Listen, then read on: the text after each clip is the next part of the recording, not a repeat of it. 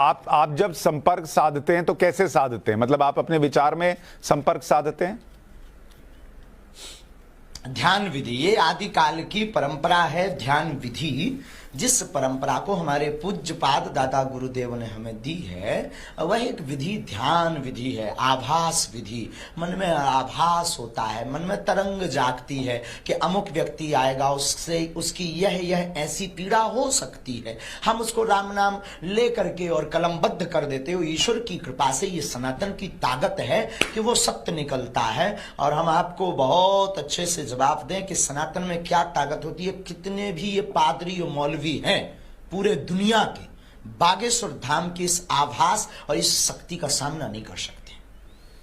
तो मुझे ये बताइए, आपके पास ये शक्ति, क्योंकि हमारे सनातन में क्या ताकत है। और पहली बात, पहली बात, बोलिए आप बोलो, हमारी तो आदत नहीं, मैं पहली बात तो आप लोग ये कहना बंद कर दीजिए अंधविश्वास और विश्वास क्या है। भारत में चादर चढ़ाना विश्वास श्रद्धा है, लेकिन भारत में अर्जी का नारियल बांधना अंधविश्वास है। भारत में कैंडल जलाना श्रद्धा है, लेकिन बागेश्वर धाम की अर्जी लगाना अंधविश्वास है। ये दोगलापन लोग लाते कहां से हैं? हमें तो इस बात पे हंसी आ रही है। हम बहुत मनमौजी आदमी हैं। तो धीरेन्द्र शास्त्री जी, आपको लगता है कि ये खास तौर पर जो हिंदू बाबा हैं या हिंदू धर्म से जुड़े हुए सनातनी हैं, उनको टारगेट किया जाता है और दूसरे धर्म में अगर यही चीज हो रही हो तो उसको छोड़ दिया जाता है? बिल्कुल। जब से हमने घर वापसी करवाई है दमोह में, जब से वनवासियों के बीच कथा की है, ये इन्होंने करोड़ों रुपए खर्च उनके ऊपर किए हैं। उनको चमत्कार दिखाकर, ट्रिक दिखाकर हमने उनको जब रियल हनुमान जी से जोड़ा तो उन्होंने घर वापसी की और सनातन धर्म को पुनः अपनाया। तो जो व्यक्ति धर्म के धर्मांतरण के लिए 10 करोड़ खर्च कर सकता, क्या वो हमारे लिए, हमको साइड हटाने के लिए 2 करोड़ खर्च नहीं कर सकता? ये सोची समझी मिशनरियों की साजिश है, लेकिन इनसे हम डरते भी नहीं है। हमारे भारतीय संतों में और हमारे भारतीय सत्य सनातन में क्या ताकत होती है, उसका प्रत्यक्ष प्रमाण यह है कि पूरे भारत के वामपंथी पीछे लगे हुए हैं, लेकिन वो बाल टेढ़ा नहीं कर पाएंगे। हमें अपने इष्ट पर भरोसा है। तो आपको इसका मतलब आपके इष्ट ने पहले ही बताया होगा कौन पीछे लगा है, कितने पैसे देकर लगा है? आभास, बिल्कुल बिल्कुल। छतारी कथा 1.5 महीने 2 महीने पहले लगभग भाई साहब हुई होगी। हमारी तो पहली बार आपसे बात हो रही, कभी प्रत्यक्ष मिलना तो आप हमको, हम बहुत साधारण आदमी हैं भैया। और छतारी कथा में हमने कह दिया था कि मेरे भारत के सनातनीय लोगों, अब हमारे ऊपर जो हमें आभास गुरु प्रेरणा से हुआ, अब हमारे ऊपर लंबे लंबे हमला होना। ये तो फर्स्ट चुनौती है, ऐसी तो अभी बहुत चुनौतियां हमको पार करनी है। देखते जाइएगा, हम टोपी वालों को भी सीताराम बुलवा देंगे, आपकी न्यूज पर बोल देते हैं क्यों चिंता कर रहे हो तुम। अच्छा धीरेन्द्र शास्त्री जी, ये बताइए, अभी मैंने आपका एक वीडियो देखा जिसमें एक व्यक्ति, जिस पर कहा जा रहा है कुछ प्रेतात्मा आई हुई है, और आप किसी को कह रहे हैं इसको उठा के पटको, इसको नीचे फेंको। किसको बोल रहे थे आप? कौन उठा के पटक रहा था? पटको आभास रूप में हमारे पास जो बागेश्वर बालाजी की सेना है, हमें ऐसा आभास होता है कि उनकी जो गढ़, उनके जो वीर हैं, ऐसा आभास होता है। जो पराशक्तियां, देखो भाई, जो उसमें गया ही नहीं उसे क्या बता दें। अब किसी कोई अंधा व्यक्ति कहे कि सूर्य दिखाओ, तो उसे कैसे सूर्य दिखा दें। और दूसरी बात श्रीमान जी, हम आपको बताएं, भूत प्रेत वाली बात है। कोई उसे नेगेटिव एनर्जी कहता है, कोई पॉजिटिव एनर्जी कहता है। और हनुमान चालीसा में 500 साल पहले लिख गया, भूत पिशाच निकट नहीं आवे, महावीर जब नाम सुनावे। तो क्या आप हनुमान चालीसा को गलत मान रहे हैं? मैं तो नहीं मान रहा। नहीं मान रहे हैं तो फिर हम नहीं मान रहे हैं। अब फिर कंट्रोवर्सी क्यों? अब फिर अंधविश्वास और विश्वास क्यों? अब फिर ये हमसे क्वेश्चन क्यों कि भूत प्रेत होते कि नहीं और उस पर प्रेत है कि नहीं? ये फिर कंट्रोवर्सी क्यों? अगर हनुमान चालीसा गलत नहीं है तो फिर हम कैसे गलत हैं? उसी हनुमान चालीसा के आधार पर हम अपने इष्ट से प्रार्थना, और हमें तो भूत चढ़े नहीं, लोगों को चढ़ते हैं। हम तो किसी को बुलाते नहीं, वही आते, उन्हीं पे चढ़ते, उन्हीं के बालाजी उतार देते हैं। अब इसमें हमारे ऊपर क्यों कंट्रोवर्सी? किस आधार पर? या तो फिर आप लोग खोल करके बोलिए कि हनुमान चालीसा गलत है। अच्छा, चूंकि धीरेन्द्र जी होता क्या, मैं आपको बताता हूं थोड़ा सा। धीरेन्द्र जी, अंधविश्वास है। धीरेन्द्र जी होता क्या है, भी अंधविश्वास नहीं धीरेन्द्र जी देखिए, होता क्या है कि जैसे आप कह रहे हैं आपको आपके इष्ट की सेना भी दिखती है जिससे आप उठाकर पटकवा देते हैं, या आपको पहले पता चल जाता है किसके मन में क्या चल रहा है, आप लिख कर दे देते हैं। ये चूंकि सबके पास ये पावर नहीं है, तो इसलिए लोगों को शक होता है कि ये आदमी सही बोल रहा है या गलत बोल रहा है, वो पूछते हैं। अब मैं आपसे ये अगर पूछूं कि क्या आप हमारे जैसा बनना पड़ेगा, सबको भी पावर मिल सकती है, हमारे जैसा पगला बनना पड़ेगा। कैसे बन सकते हैं आपके जैसा, ये भी बताइए। आपके जैसा कैसे बनना पड़ता है? गुरु कृपा। अरे भाई कुछ भी नहीं है, केवल राम नाम का जप करो। भगवान चुनते हैं किसको क्या करवाना है। हमें सनातन के लिए उन्होंने चुना है। हमारे जैसे हजारों लोग हैं इस धरती पर, एक हम बिरले नहीं हैं। हम पर कंट्रोवर्सी सिर्फ इसीलिए है क्योंकि उनके मिशन में हम सबसे बड़े रोड़ा हैं, लेकिन अपन भैया पीछे होने वाला नहीं है। हम सनातन का झंडा गाड़ कर रहेंगे। धीरेन्द्र शास्त्री जी, आप कह रहे हैं सनातन में बहुत शक्ति है। क्या आपके सनातन में ये शक्ति है कि मैं तो आपसे मिला नहीं, आपसे पहली बार मेरी बातचीत हो रही है, आप मुझे जानते नहीं होंगे, क्या आपके इष्ट आपको बता सकते हैं मेरा नाम क्या है? सनातनी नहीं है? क्या आपके इष्ट बता सकते हैं मेरा नाम क्या है? क्या आप सनातनी नहीं है? मैं सनातनी हूं, लेकिन मैं चाहता हूं कि और सनातनी भी आपकी इस पावर को प्रत्यक्ष तौर पर देखें। आप हमारे सन्मुख बैठिएगा, जो हमको प्रेरणा लगेगी, जो हमको आभास लगेगा।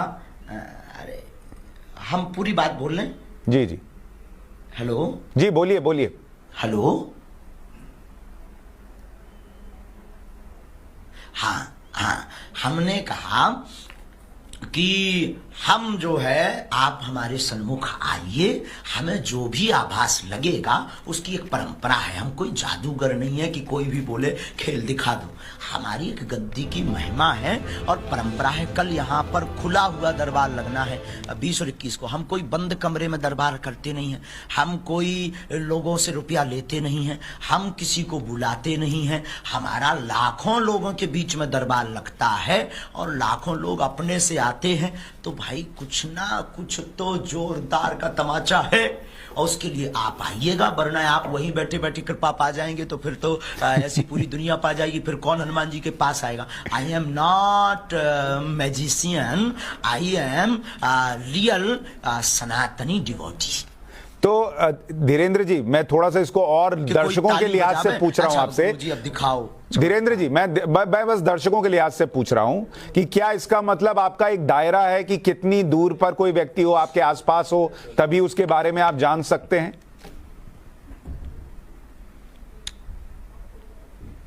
कोई दायरा नहीं है। दरबार की गद्दी की परंपरा है जो हमारे दादा गुरुजी लगाते थे। गद्दी पर आह्वान किया, श्री हनुमान जी से प्रार्थना की कि हे बागेश्वर बालाजी, जितने सन्मुख बैठे हैं उनकी जो जो पीड़ा है उन पर अपनी कृपा करो। हनुमान चालीसा का मन ही मन पाठ किया और मन में आभास को लेकर के पेन कागज लिया, लिखना शुरू कर दिया। तो उस कागज के आधार पर हमें आभास हो जाता है कि अमुक व्यक्ति की ये अर्जी है, उसके मन में ऐसे ऐसे प्रश्न हैं और ईश्वरीय सत्ता सनातन की क्या ताकत है उसका प्रमाण ये है कि जो व्यक्ति आता उसके वही प्रश्न निकलते हैं। बस इतना है। अच्छा धीरेन्द्र शास्त्री जी, कोई शक्ति क्या आप भूत प्रेत देख सकते हैं? आपने कहा आपने हनुमान जी को नहीं देखा, आपको आभास होता है, उनसे संपर्क है। क्या भूत प्रेत देख सकते हैं आप? हमने किसी को नहीं देखा। हम काहे भूत प्रेत को देखेंगे? काहे हम भैया मरे आदमी, हम जिंदा आदमी है भैया। भूत प्रसाद निकट नहीं आवे। इस हनुमान चालीसा की सिद्धि के कारण जय जय हो जाता है भैया। अच्छा धीरेन्द्र जी, आपको ये सब कब से होना शुरू हुआ? जब आपको लगा कि आपका ईष्ट से संपर्क हो रहा है, ये किस उम्र से शुरू हुआ? पहली बार कब हुआ? ये तो हवा। बहुत अच्छा प्रश्न, ये बहुत अच्छा प्रश्न है। हम जब 10-11 साल के थे तब जो हमारे दादा गुरुजी ग्रैंड फादर, वो जो है बागेश्वर बालाजी के उसी गांव में हम रहते थे। उसी गांव में वो सेवादार थे। वो हमको हनुमान चालीसा पढ़वाते थे, कुछ कुछ उपाय करवाते थे हनुमान जी के।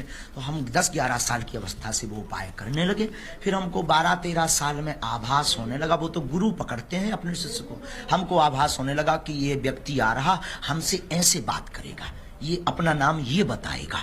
तो हम बचपना था तो बोल नहीं पाते थे, लेकिन जब वो अपना नाम बताता था तो हम चौंक जाते थे कि अरे ये तो हमें पहली आवाज था, ये तो हमें पहले ही पता था, हम बोले क्यों नहीं। फिर जब गुरुजी का जब तक शरीर पूरा हो गया, फिर हमने अज्ञातवास साधना की, हमने राम नाम जप किया, तो हमको प्रेरणा लगी कि तुमसे सनातन का कार्य करवाना है। तो अब जो है वो दरबार लगने लगा, जैसे हमारे दादाजी लगाते थे वैसे ही हम बैठने लगे। बस सीधा सिंपल सादा जीवन है, उसमें कोई ऐसा नहीं है कि हमने कठोर तपस्या की हो ध्रुव प्रहलाद जैसी, नहीं, वो तो परंपरा है हमारी। तो धीरेन्द्र जी, जब आप 11 साल के थे और किसी बच्चे के साथ ऐसा हो कि कोई आकर क्या बोलने वाला है, उसका नाम क्या, ये सब पहले से पता लगने लग जाए, तो मन में थोड़ी घबराहट होगी कि ये क्या हो रहा है। आपके साथ ऐसा हुआ था कि ये क्या, मैं अंदर से, ये क्या पावर है, क्या हो रहा है मेरे साथ? हाँ, हमने बताया ना पहले कि ये उसका नाम हमें जैसे आभास हो जाता था, तो हम सोचने लगते थे कि हमने पहले क्यों नहीं बताया, इसका नाम तो हमें आभास, इसका ये ऐसा बोलेगा, ऐसा हमें कैसे पता लग गया। हम गुरुजी को भी पूछते थे तो गुरुजी हंसते थे। बचपना था हमारा, अभी भी हमारा बचपना गया नहीं है, अभी भी बचपन ही है। तो लेकिन जो है फिर तो गुरुजी फिर जो है हमको साधना बताए, फिर वही सीताराम नाम का जप किया। अब ये टीवी का विषय नहीं है, ये अनुभव का विषय है। देखो भाई, मोहब्बत बताने का विषय नहीं है, मोहब्बत तो अनुभव, एंजॉय विथ लाइफ। तो ये लोग जो कह रहे हैं धीरेन्द्र जी कि आप उनसे डरकर भाग गए, क्या आप इनका चैलेंज स्वीकार करेंगे? इनसे कहेंगे कि हमारे आश्रम आओ और फिर जो तुम चाहते हो वो पूछ के देखो? I accepted. हमने तो घोषणा की है, आपके चैनल पे भी घोषणा की थी, आप भारत के कोई भी मिशनरियों को, कोई भी पादरियों को ले आइए, टिकेगा नहीं, हम गीला करके भेजेंगे, हमें अपने इष्ट पर भरोसा है, आप क्यों चिंता। और रही इनकी बात, हम भागने वाले भगोड़ा नहीं आए, हम रियल हिंदू हूं, हम हिंदू शेर हैं। और भैया 7 दिन की कथा हुई, आप इनको ये क्यों नहीं पूछते इन्होंने किसी पादरी पर कभी किया? इनको आप ये क्यों नहीं पूछते क्या आपने बागेश्वर सरकार को लीगली चुनौती भेजी, कोई पत्राचार भेजा, कोई व्यक्ति भेजा, कोई जब हम कथा 7 दिन तक हमारी थी, मात्र ओनली 7 डेज तक, 11 तारीख तक, 13 तारीख तक पहले लोगों ने कहा करनी चाहिए, लेकिन 3 तारीख को हमने फाइनल कर दिया था जाने के पहले कि हम 5 से 11 तक ही कथा करेंगे, हमें गुरुजी के जन्मोत्सव में जाना है। और उसके बाद में 11 तक कथा थी, 2 दिन वहां भी खुला हुआ दरबार लगा, अभी भी नेट पे डला होगा ऑफिशियली पेज पे। 7 दिन कथा हुई, तब क्यों नहीं आए? तब क्या जूं रेंग गए थे? अच्छा, अब जब हम निकल आए, देखो भैया अपने सामने कोई बंद कमरे में कोई भी चुनौती, अब यहां भी जैसे 25 तारीख तक कथा थी, हमने 23 तक की है, करनी है हमको, और यहां से हम चले जाएं। अब 24 तारीख को वो बोले वाह हमने चुनौती दी तो बागेश्वर सरकार भाग गए, नक कटा। भाई जब हैं आ जाओ, कल किराया खर्चा ले लेना, तुम आई अगर पहुंचो उनके पास, उनसे कह देना बुढ़ापे में कहा बेफिजूली में हम टिबेटन में समय बर्बाद करवा रहे, इतने में हमें सेवा कर लेने। आप हैरान हो रहे जी, है रात के 10 बजे बेचारे आप भी बोल रहे कछु और देश की मुद्दा पे, गरीबी पे चर्चा करते तो भलो हो तो भारत को, हमारे पीछे पड़े हैं। तो उनसे कह दो कि ये दूध का दूध पानी का पानी कर लो, झंझट खत्म करो, सीधा आ जाओ, किराया खर्चा ले लो। हम अपने जगह भी नहीं है, हम भी दूसरे स्टेट में हैं और 200-250 किलोमीटर है, उनको खबर भेज दो, you come here to Bageshwar Dham दरबार, झंझट खत्म। हमें जो आज्ञा जिज्ञासा लगेगी हम बता देंगे, नहीं लगेगी नहीं बताएंगे, निर्णय करना ना करना वो बालाजी का है। बेफिजूली की बातें ही क्यों इतनी हो। अच्छा धीरेन्द्र शास्त्री जी, आपका ये जो अनोखा अंदाज है, नाते आप बताइए धीरेन्द्र जी, आपका ये अनोखा अंदाज हमेशा से है? आप इसी तरह से बात करते हैं, जो कपड़े का स्टाइल है ये ऐसा ही है, ये आप इस तरह का भाव कैसे आता है? हम मस्त मौला रहते हैं, हमें कोई मतलब फिक्र, अरे हम मस्त मौला रहते हैं, हमें देखो ज्यादा झंझटों में टेंशन नहीं होती है, क्योंकि ये तो फर्स्ट चुनौती है, हम तो 24 घंटे मस्त मौला रहते हैं। ये हमारे गुरु की और बालाजी की कृपा है, ये सब सनातनियों का प्यार है हमारे लिए, और सब सनातनी पूरे भारत के साधु संतों का आशीर्वाद है, और हम भारत के संतों का नाम रोशन करके ही रहेंगे। हम ऐसा कोई कृत्य नहीं करेंगे जिससे सनातन झुके, हम ऐसा काम करेंगे, झंडा गाड़ेंगे कि सनातन की बुलंदी की जय जयकार कोने कोने में होगी। लेकिन धीरेन्द्र जी, बहुत सारे लोग ये भी पूछेंगे, जैसे आप कह रहे हैं कि सनातन में ताकत है और आप जो है ईष्ट से बात करते हैं, लोगों का उपचार करते हैं, दूसरे धर्म के लोग कहेंगे वो भी अपने ईष्ट से बात करते हैं, पादरी भी हो सकता है अपने ईष्ट से बात करते होंगे, कोई कान में फूकने वाला भी अपने ईष्ट से बात करता होगा, उनकी शक्तियां कम है क्या? यही तो देश का दुर्भाग्य, कभी पादरियों के पीछे गए ही नहीं तुम लोग। कभी पादरियों के पीछे गए ही नहीं तुम लोग, कभी उन पर एक्शन लिया ही नहीं। और वो जो है निरल मूलन, वो कभी उन्होंने कभी ये किया ही नहीं है।